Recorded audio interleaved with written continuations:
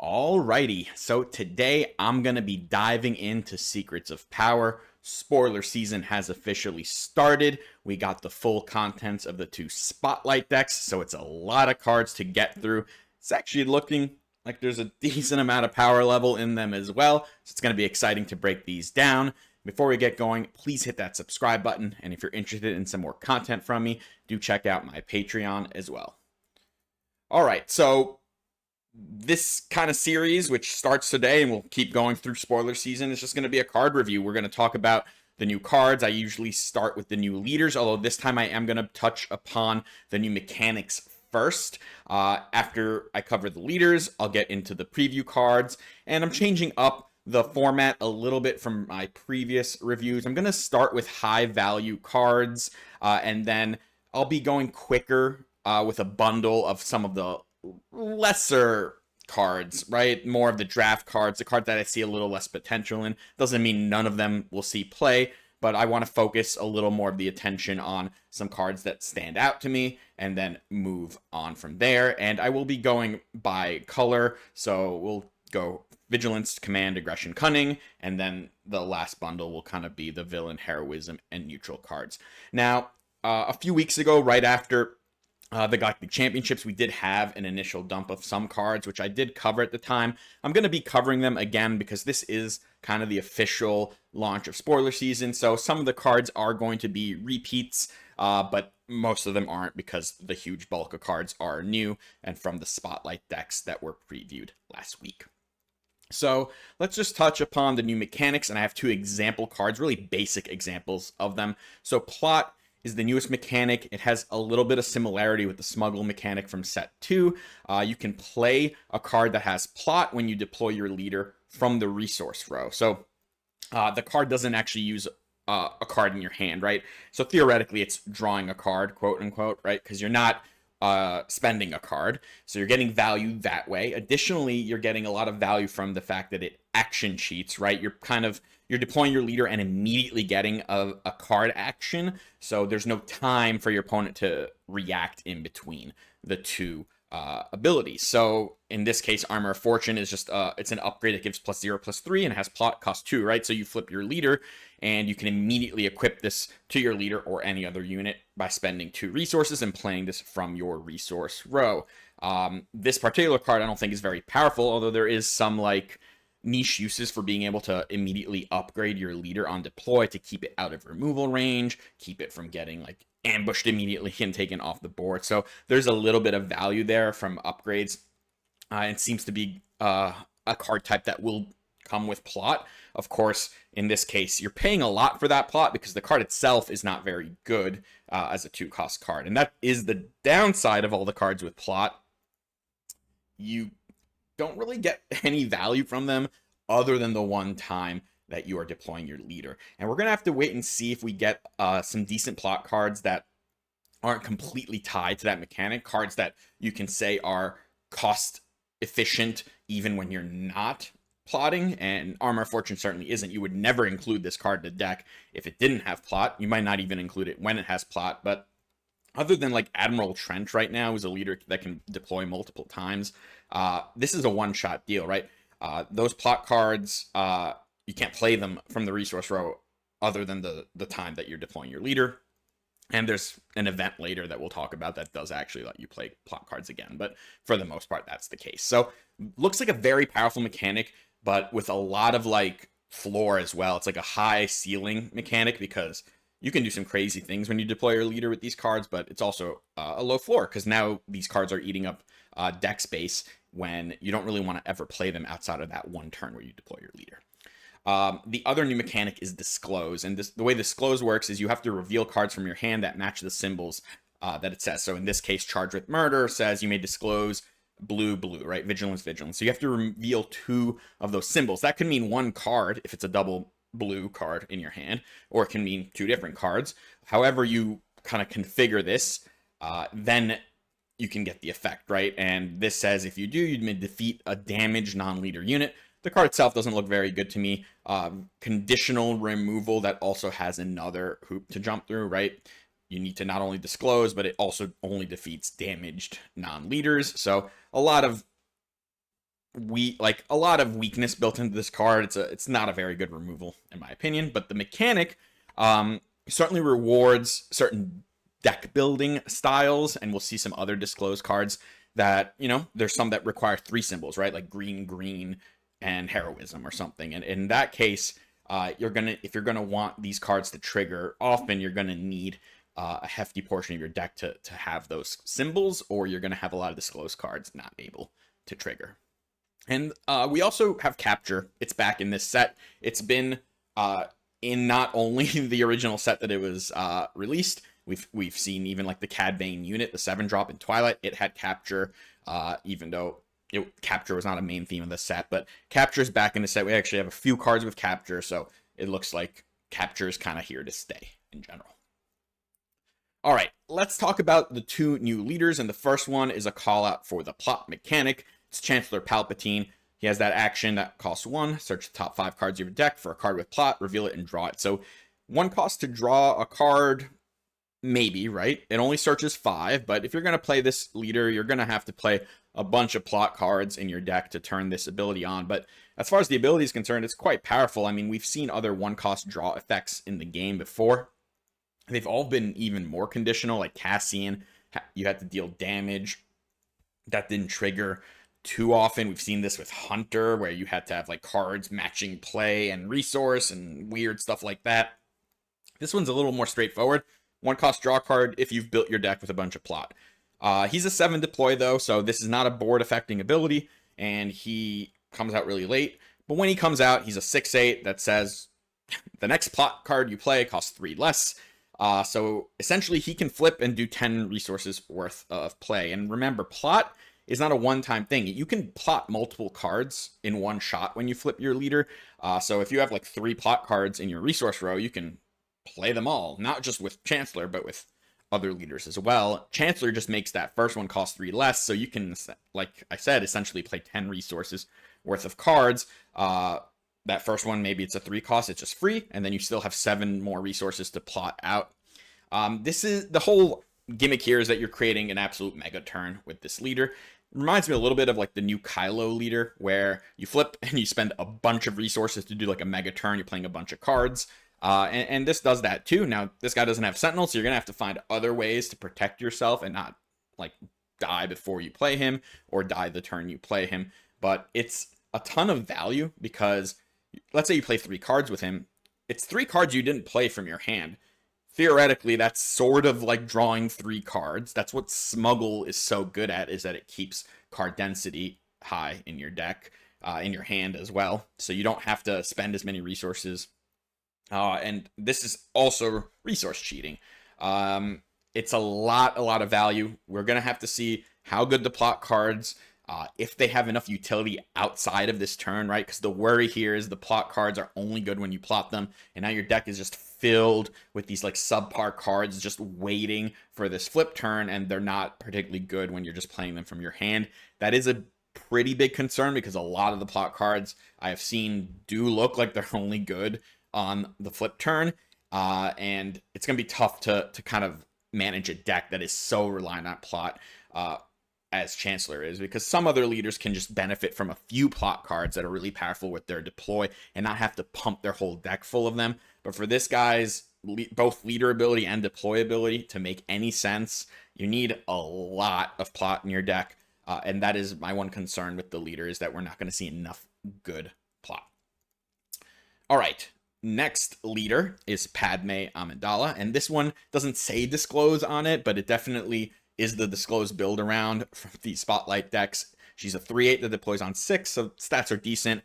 And on her leader ability, it's when you reveal or discard 1 or more cards from your hand, you may exhaust the leader to deal a damage to a unit, right? So if you disclose, you are revealing cards, so all your disclosed cards now trigger Padme's ability. Discarding cards from your hand triggers it as well. That R2D2, the 2/4 that lets you discard a card to search the top 3, becomes so powerful with this leader, and now it pings as well. This triggers Tarkin Town. It's another one of those Tarkin Town enabling leaders, which is really powerful. There's some other cool interactions. We're going to see a 2-drop that works really well with this leader, revealed later in this review.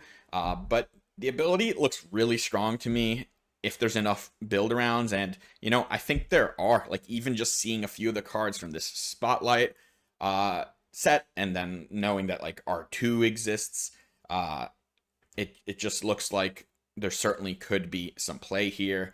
And if you have those self-discard effects as well and get payoff from them, you can look at playing blue with her and get that Anakin 6-drop from Legends of the Force involved, splash those villain cards. So, yeah, this looks like a pretty powerful ability. Does not require nearly as much investment into deck building as like the Chancellor leader does.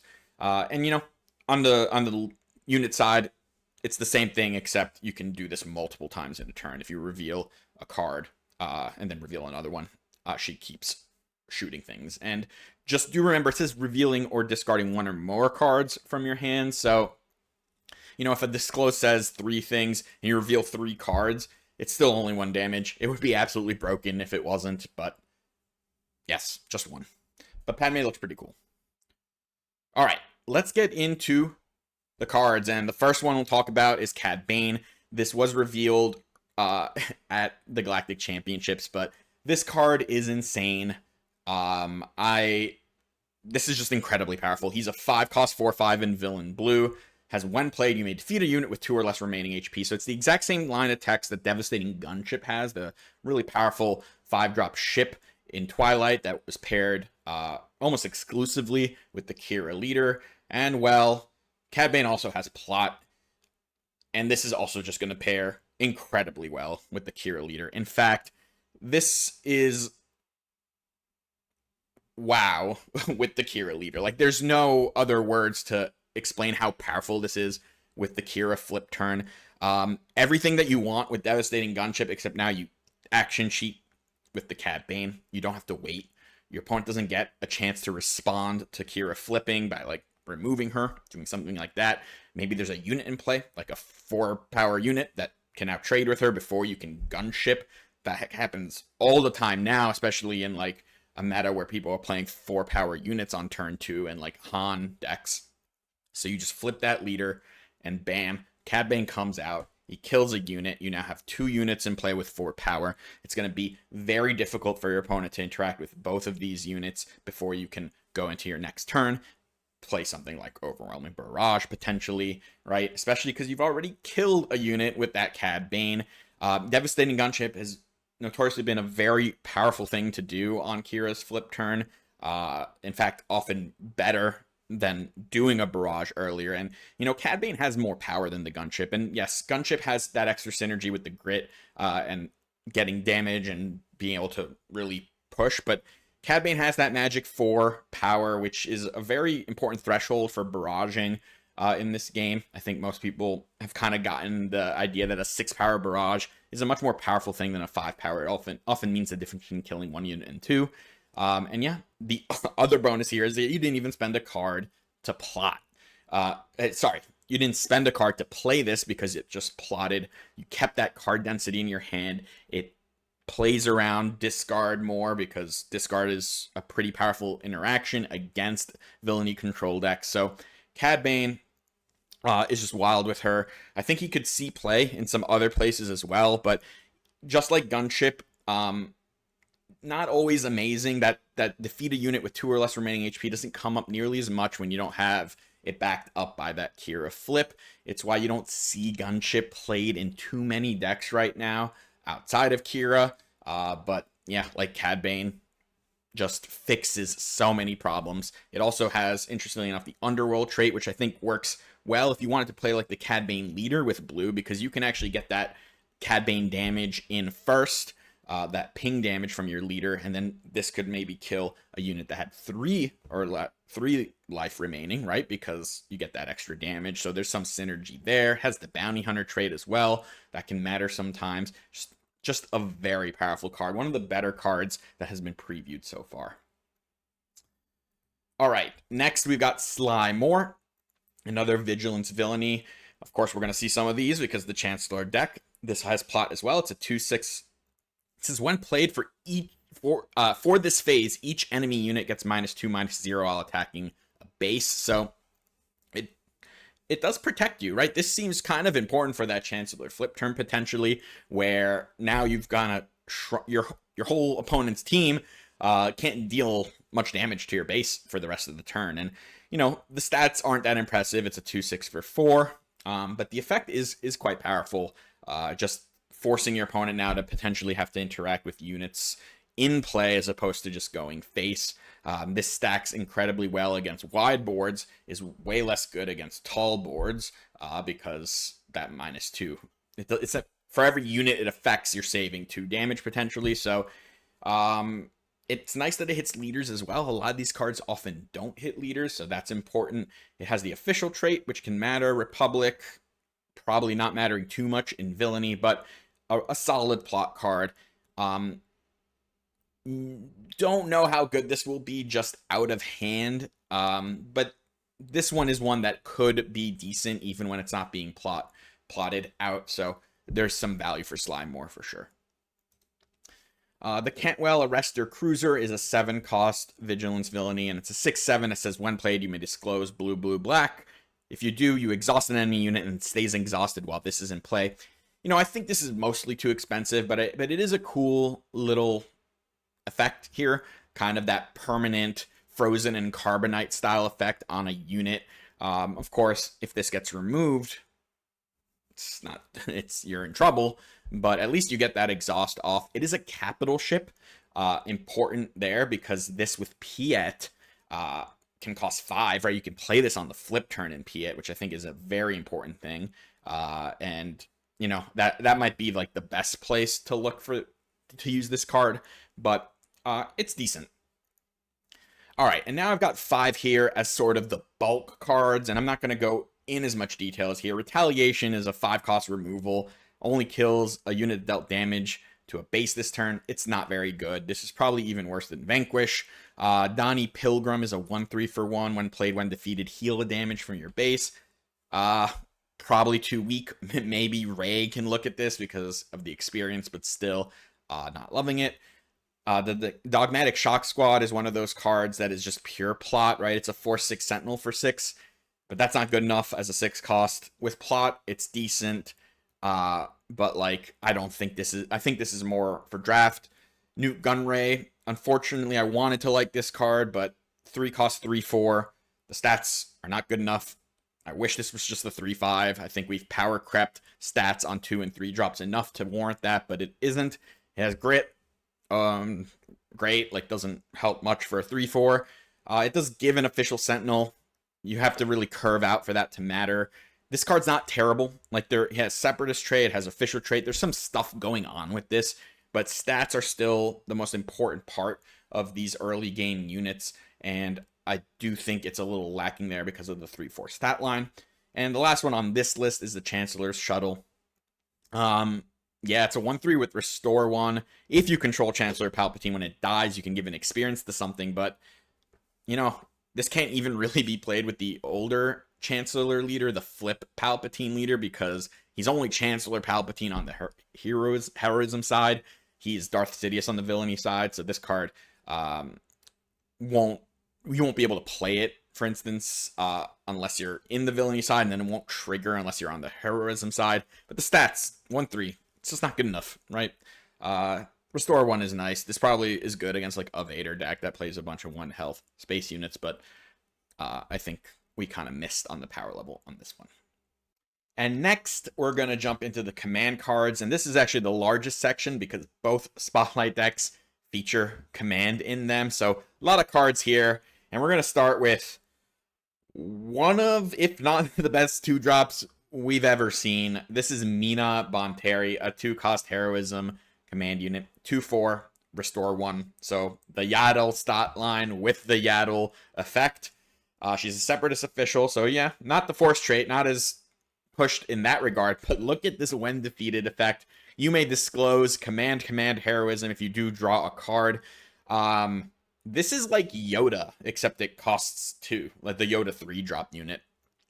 This is a wildly powerful 2-cost. The floor of this card is already really, really powerful. 2/4, Restore 1 for 2.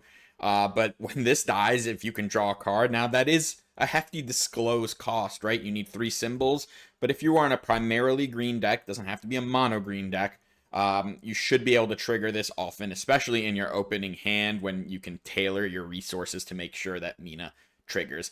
There's not much else to say here. This card is incredibly powerful. It's going to be probably in any green heroism deck that isn't like entirely dependent on a specific synergy, like Force, for instance. And even those decks might just play this because of how powerful the effect is. So Mina, this is a really big winner.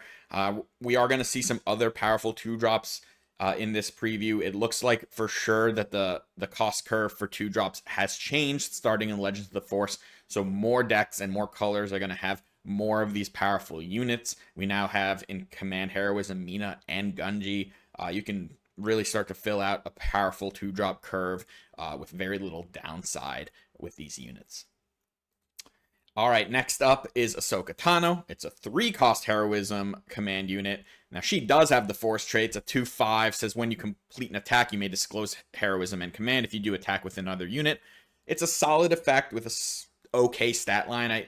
Again, this is one that I would have just been like, just make this a 3/5. It might not make the cut just because it's a 2/5, but in a deck that needs a little more 3-cost synergy, especially a Force deck that doesn't have enough units in that slot, then this can certainly make an impact. It is a pretty powerful effect to be able to action sheet if she completes an attack, but yeah, 2/5's not that impressive. The rest of the stuff is quite good, though. The disclose effect and the traits. All right, we got Captain Typho, a 4-cost command heroism unit. It's a 4/5 sentinel for 4. That can, when you disclose command heroism, you can heal damage from your base. I'm really just including this here because we don't really see 4-cost 4/5 sentinels. Like that's just a solid stat line. Churret is like probably the best sentinel in the game right now at 4-cost with the 3/5 force ability. This is a higher stat line. Of course, doesn't have nearly the same kind of protective ability that Churret does, but yeah, this is just a solid sentinel. We're no longer getting like punished so much in that stat line for that sentinel effect, so he's solid. We got the Naboo Royal Starship. It's a 2/5 for 4 with plot, and it gives each leader unit raid to an overwhelm just when it's in play. And the reason I include this here is mainly because it has plot, and especially with 4-cost flip leaders like Sabine, for instance. You flip that Sabine, this immediately just comes into play. It's going to buff her with raid to an overwhelm. Will buff any leader, of course, and it's going to be pretty sturdy up there. So as long as it's in play, that leader is going to be pretty powerful.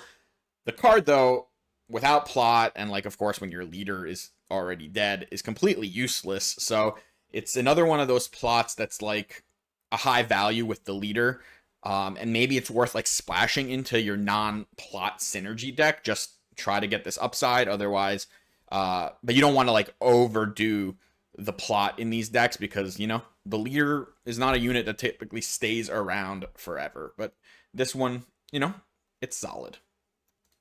We've got Dismantle the Conspiracy. A friendly unit becomes Cad Bane, kind of the legendary Cad Bane. It captures non-leader units with 7 or less remaining HP. I think this is a really cool card, and it does highlight capture. I don't think it's that amazing in most situations. You can kind of compare this to the 4-cost command, the rule. I forgot the name of it. It's whenever it captures all the units that dealt damage to your base that turn. This is probably a little smoother to use, although it costs 6, and that is a pretty hefty price for an effect like this. Puts a lot of value on that one unit that you use it with. It's probably not good enough, but it's really interesting to see this kind of effect. Mon Mothma, a new 7-cost bomb, so to speak, for command heroism. She's a 5/8 with restore 3, and when played, you can attack with all your other units, even if they've already attacked. They just can't attack bases. So if you can establish a real board and like get attacks off with them, maybe they are units with restore and something like a Ray Data Vault deck, and then you play that Mon and all of those units can attack again immediately. Sometimes maybe you have to play this before those units attack just to action sheet a bunch of attacks. This really rewards you for going wide and having a lot of sticky threats, because it's kind of useless if it's not attacking with multiple units most of the time. But then if you can get value off this when played, you're now left over with a 5/8 restore 3, which is, probably better stat lines even than like the Luke Skywalker 7 drop, was a 6/7 restore 3. So a definite interesting card to include in these decks. And, it's another target for Ewing reinforcement and part of a toolbox situation. So, this one's pretty solid. And who would think that Mon Mothma would be a 5/8? All right, into some villain stuff. We got Major Partagaz. He's a 2-cost Imperial official. He's a 0/6 with Overwhelm, 0 power Overwhelm, but does say he gets +2/+2 for the face whenever a friendly official attacks. This is a pure official build around. We've been talking about official trait for a long time, but it had very little support. It was basically only just like Emperor's Royal Guard. Well, we're getting an official build around here. We're going to see a bunch of officials. This is an aggressive card. You probably need like 2 other officials to attack before this becomes particularly useful. Its 0 power is unfortunate because your opponent can start putting damage into this without taking anything back until you start getting those official attacks off. But, he only costs 2, and he's a 0/6, so he's going to stick around. We got Chancellor Palpatine, and this is a really high value plot card, but it is entirely dependent on like that leader synergy. So he's a 3-cost 2/2 with plot. When played, if you control a leader unit, create 2 spies and give them sentinel. So spies are 0/2s with raid 2. If you don't control your leader, you don't get the spies. Now, of course, if you're plotting this out, you control your leader because unless you're playing it with some other card that's triggering plot. But for the most part, if you're plotting this out, you're getting your tokens. Most of the time after that, you're not getting tokens unless your leader somehow stuck around for an extra turn. There are situations where that can be good. Of course, this works pretty well with the Chancellor leader, right? He would cost 0. He would make 2 spies. They would both get sentinel. That works great. You also have until 7 resources to find a copy of this card. But in a lot of other decks, especially decks that are deploying earlier, if you don't draw it in time, then it's a dead card. If you draw it, but it's not like the best thing you can do on your flip turn, also, like for 5 flip leaders, especially ones that are a little weaker, think Kira again. Like, it's nice to be able to like flip, get a couple sentinels out, but it is very dependent on this plot effect, and it's cards like this that worry me about like trying to include too many of them in a deck, because your deck will just end up with a bunch of dead cards if that plot doesn't line up exactly in the game situation or after your leader has died. So he's very good at doing the plot thing, though. So certainly something to worth considering as part of a package there. We got Vice Admiral Rampart. He's another pretty aggressive official. He's a 3/6 for 4, so it's a solid stat line. On attack, so it's only non-attack effect, not a when played, but you do disclose green, green, black, and if you do, you can give an experience token to each of 2 other units. Not himself, unfortunately, but this whole official package does look like it's rewarding going wide. A lot of them have a lot of health, like Major Partagaz, so they should be sticking around. So he looks like he could be decent in this like aggressive green villainy official style deck, and that's probably all he would be doing. We got Mazameda is another plot card. It's a 4-cost 3/4 that says when played, give an experience token to each of 2 other official units. So it's another one that, rewards that official synergy. That's 5/6 worth of stats for 4. If you can get both of those experience tokens off. Now, he can't give himself experience, unfortunately, and he does also have plot, so you can cheat that out. I'm kind of interested in some of these units in like an aggro deck. Like, I'm not sure they all work that well with the Chancellor deck. Like, this isn't what you don't want to go like wide with officials most of the time in this 7 flip leader that's doing nothing to stabilize most of the game. But this looks pretty good on like a 4 or 5 flip leader where you're just like going crazy with units early. You're playing a bunch of sticky units on turn 2 and 3. Maybe you find like a 4 flip or a 5 flip leader. You get like 3 units out. This can buff your leader flip, put it out of range of some removal, and just put the pressure really hard against your opponent. And that's what I would want to be doing with this like official deck. Not so much what the Spotlight deck is doing, which is like a control deck. that's kind of just making a bunch of beefy units on the flip turn, but I think you're just going to die if that's like your strategy in most cases. So aggro with officials is more enticing. We got Jar Jar Binks. He's another plot card. He's a 2/1 for 2 with a when play that gives a unit +2/2. So, you know, this works pretty nicely with plot. You can buff the leader when you flip it. This could maybe work with a Sabine aggro deck. Outside of plot, he's not terrible. A 2/1 that buffs something +2/2 for the phase for 2 is not a complete dud, as some of these other plot cards are when you're not plotting them. So, again, this looks like an aggressive card. It is an official as well, so I think it would work well in this like official aggro deck. Yeah, that's what I got. We got Unveiled Might, and I'm really just highlighting this card because this is like another one of those upgrades with plot. It's +2/+3 for 4, so, you know, when you compare this to something like Darksaber, which was +4/+3 for 4, it's way weaker, but you get to action sheet this on that leader deploy, and on top of that, it doesn't cost you a card from hand. It's probably not good enough, but like, I could see some situations with these plot upgrades are actually like better than they look on paper, just because they create this like giant leader immediately that is very difficult to interact with.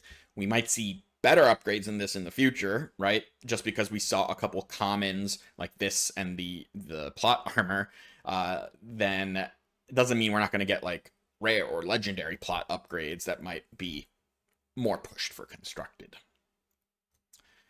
Charged with Corruption is another capture card. It costs 3, and you may disclose green. If you do, a friendly unit captures a non-leader unit. So this is a better version of Take Captive. It can go across arena. It doesn't look at power. It doesn't look at health, but it comes with the extra cost of disclose, 2 green. If you're building around this card, that shouldn't be a problem.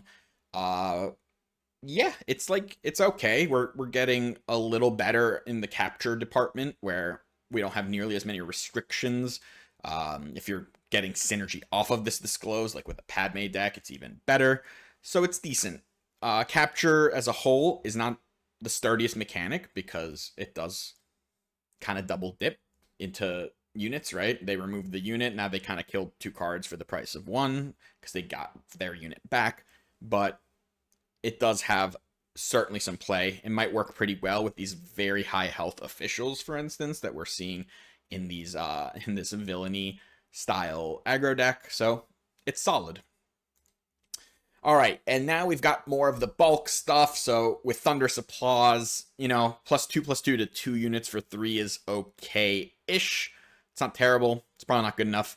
Corrupt Politician, a 1-cost 2/2 Republic official is not bad. It's just bland, but like, we might want to include this in like an official aggro deck. And if you control more units than your opponent, it gains Sentinel. I mean, don't love 2/2s with Sentinel, but it's better than nothing. The ISB Shuttle, 3-cost 3/2. If a unit was defeated this phase, friendly unit, you create a spy. It's okay, nothing special. Dedra is a 6-cost 5/5 ambush. On attack, create a spy. I don't think 6-cost 5/5 ambush is good enough, unfortunately, even with that on attack ability. Like, Eighth Brother's a 5/7, 6-cost.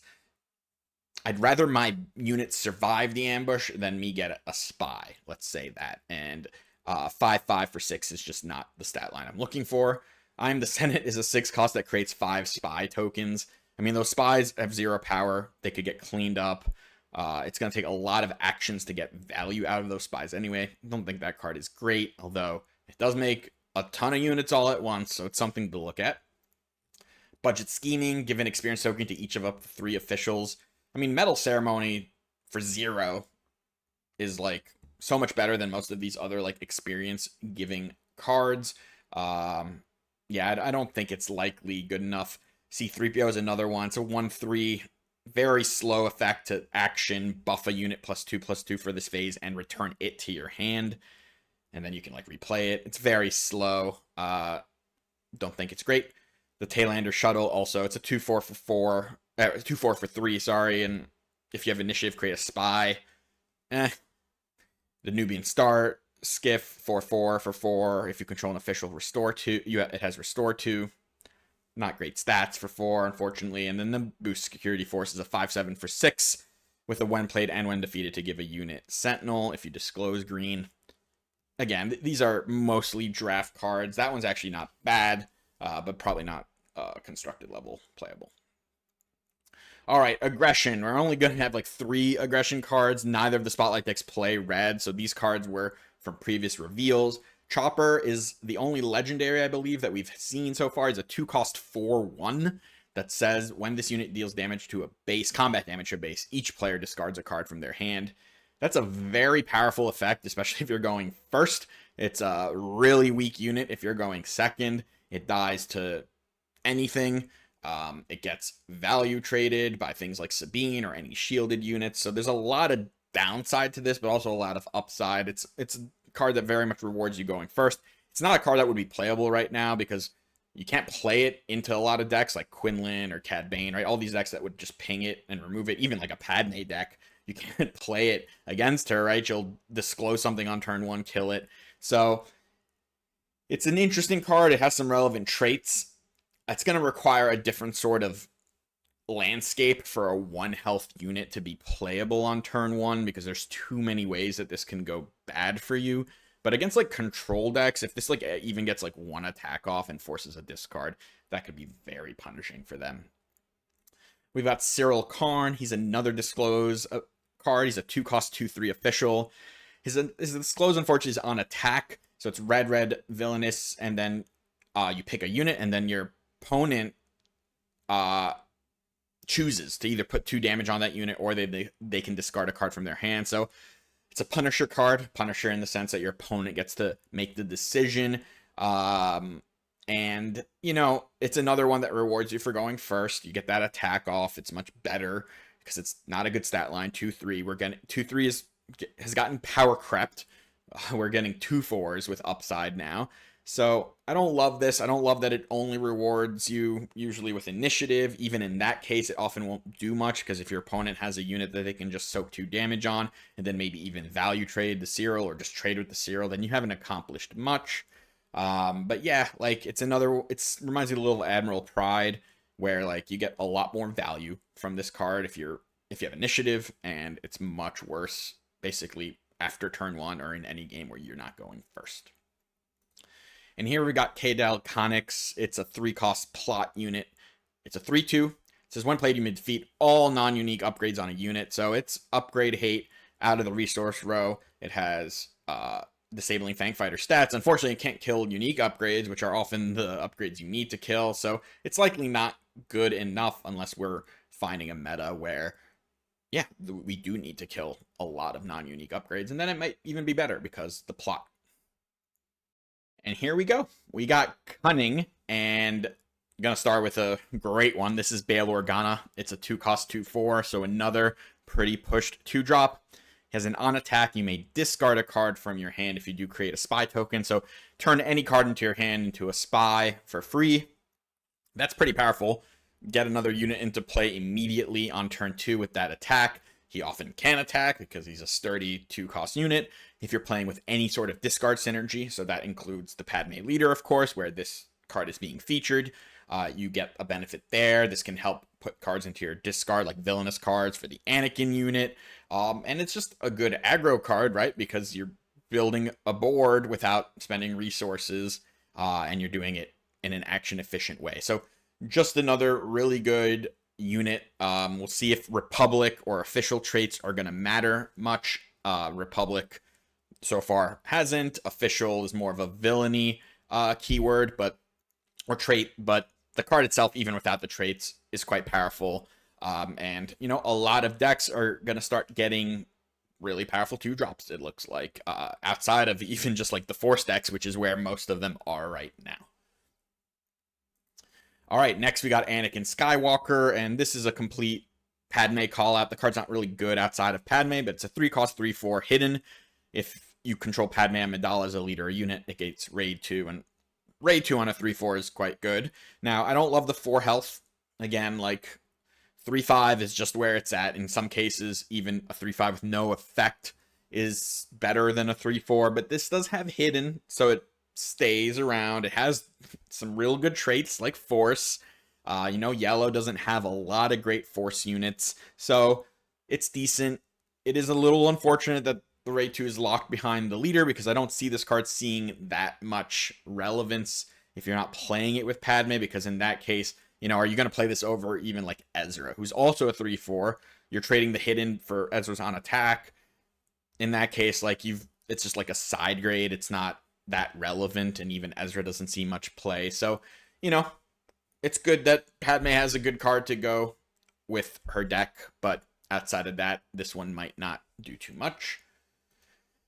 Furtive Handmaiden is a 1-cost 2/2. On attack, you may discard a card from your hand if you do draw a card, so that's a nice effect, especially if you can do something with that discard. Again, these are all cards that are tied into the Padme leader, but there's other ways for discard to potentially be powerful. A 1-cost 2/2. It's not great, but it's something. The card is not that powerful, but I do just want to highlight that there are some synergies here. More aggressive decks might be able to dig into that a little bit. And here are some bulk cards. It's a 2-cost 2/3 Saboteur in space, the Bravo Squadron Fighter. It's okay. This isn't terrible. It's not great, though. Hunter, oh boy. Kind of a miss here. It's a 6-cost 7/6 with Saboteur, and an on attack, if the defender is exhausted, it gets -4/-0. Even if that was not the defender's exhausted, it still wouldn't be great. This is incredibly slow, right? It's a 7/6 that does nothing when you play it. This is another one of those, if you have ambush, but it's nowhere near as powerful as things like Wrecker if you're going to ambush with it. So this card is just not good. There's nothing good about this one. Sneaking Suspicion is another plot upgrade. This one is +1/+1. The armor one we saw earlier was +0/+3, which is probably better than +1/+1. Neither are great though. And Bogged Down in Procedure is a 3-cost that says exhaust a unit, and you can disclose yellow, and if you do exhaust another unit, you should be able to trigger this twice, but 3 costs to exhaust 2 units.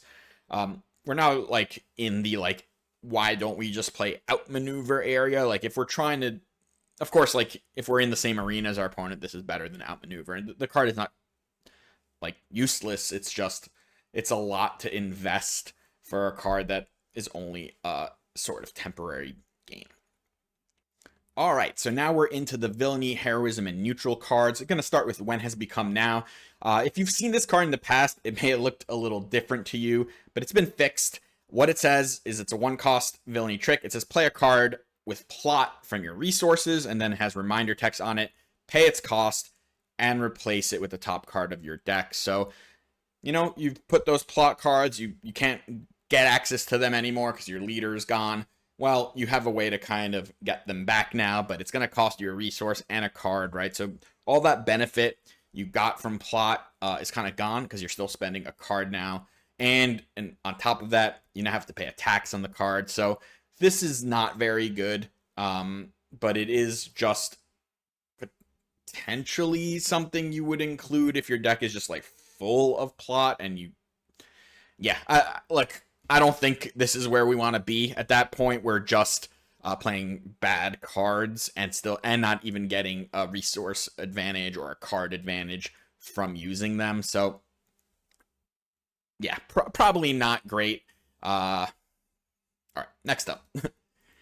We got Political Bully. He's a 3-cost 2/3 Republic official. When played, if you control another official unit, you may deal 2 damage to a ground unit. The stats aren't great. If it can finish something off, that's nice. But it's just mostly fillery. We've got B2 EMO, or 0. Maybe I should be pronouncing this differently. But it's a 1-cost 0/4 droid with Restore 1. So think Ray, maybe. You can turn it into a 1/5. And he has an on attack. You may disclose heroism. Heroism, if you do give a unit Sentinel for this phase, you can give himself Sentinel. He's got a lot of health. It's okay as a 1-drop. You need to find some way to utilize this. My instinct is Ray specifically, where you can buff it. You can actually buff it multiple times. Yeah, he's okay. We got Marva Andor, 3-cost 3/4 Rebel. When defeated, give an experience token to each friendly Rebel unit. This card probably would have been crazy good in sets 1 and 2. Not sure it'll be great anymore. Really, the only Rebel Synergy deck that we've even seen to date is still just Sabine.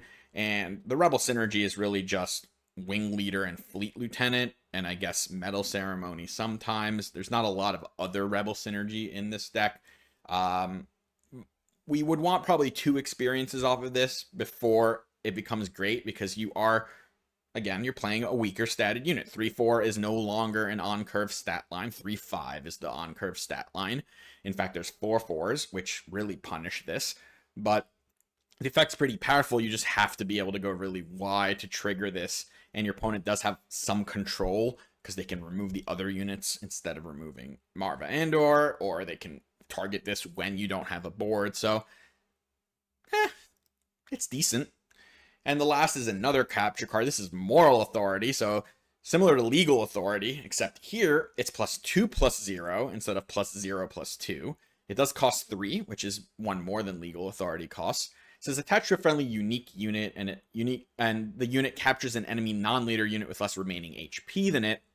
It's kind of the inverse, right? Legal Authority buffs the health of the unit, but then captures based on attack. And Moral Authority buffs the attack of the unit and then captures based on health. I think we'd rather have health, because if we're doing something with capture, we need our units to stick around. So I don't think this card's any good, but is what it is.